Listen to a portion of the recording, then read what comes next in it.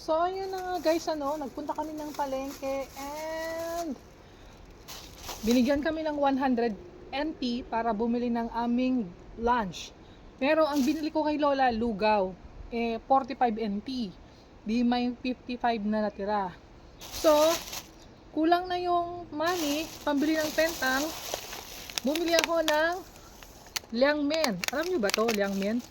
Pero, wala naman akong ano ba yan? Paano ko makakain? Wala naman pala akong Uy, meron akong chopstick.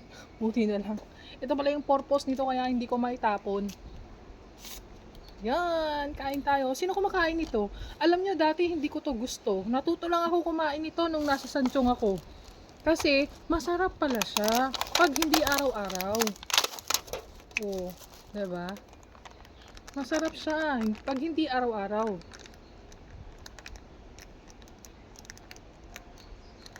Ito na yung lunch namin.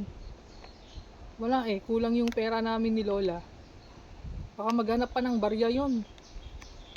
Kaya iniisip ko, bibili ako ng pentang ulit, tapos yung barya, isasoli ko sa kanya. Kasi, hindi naman to kasali.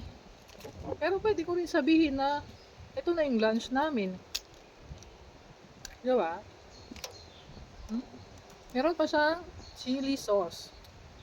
Oh, sobrang sarap nito. Sino kumakain nito? Wow. Mukhang masarap Try natin.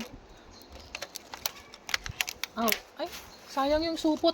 Alam nyo, sabi ng employer ko, mahal na daw ang supot ngayon. Kaya kapag, bibili ako ng pagkain, kailangan kunin ko yung supot. Kasi, napakamahal na daw ngayon ng supot. At saka nagkakaubusan sa grocery. So, yan, kukunin ko yung supot, hindi ko itatapon. Wow! Natuto lang talaga akong kumain ng ganito noong nandun ako sa Sanchong.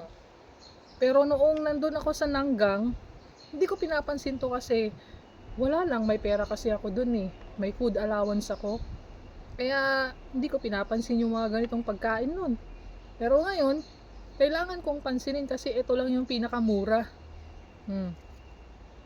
And may nakita akong Pilipina doon. Kinuwento ko yung kalagayan ko. Awang-awa siya sa akin. Sabi ko, okay lang yun sa akin.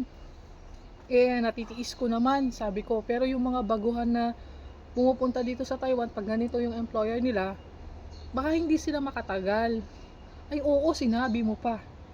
17 years na siya dito, tsaka mid-level na siya. Sana all, di ba? Kaya sabi niya sa akin, tiisin ko na yung trabaho ko dito.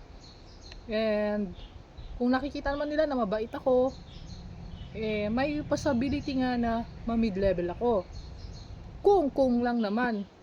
Sabi ko, baka hindi nila kaya magpasahod ng 28,000 kasi malaki na yung mid-level ngayon, 'di ba? Yun lang, sabing gano'n. Di pahanap ka sa broker mo, yun na nga yung gagawin ng broker ko. Hanapan niya ako ng mid-level, then, yun na, alis na ako dito.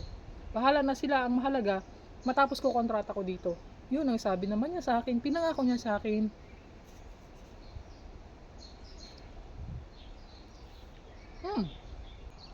Sarap.